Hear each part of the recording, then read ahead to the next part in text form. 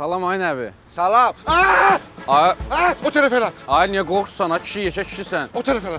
Sən necə baytarsan? Nə olsun mən yaxşı baytaram. İndi onlayn oxumuşam da neyniyim? O tərəf elə, sən də o tərəf elə. Yox, istəmirəm mən.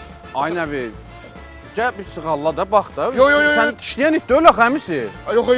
Çişdirir o. Mən bilirəm. O tərəfə. Sən mənə baxır özdə, ona bax. 2 gün burada olmayacaq. Mən razı deyirəm. Sən mən Abi fikirləşdim. qulaq as da, ay nəbi, sən bilsən kimsən? Sən məhəlləyə çıxanda hamı deyir ki, bu məhəllənin kişisidir.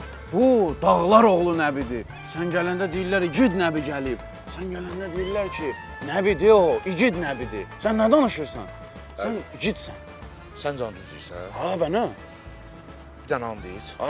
Hə, onu düşdüm elə. Sən öl. Hə. Rahat olmuş. Razıyam, razı olmağına. Nə etmək lazımdır, o nədir? Əla, tut bunu. Mən gedirəm, sən iynəsini vur, müalicə elə, mən səninlə əlaqə saxlayacağam. Yaxşımı? Narahat olma. Əlaqə saxlayacağam. Bildim, narahat olma. Hər şey mənli idi, narahat olma. Əlasan.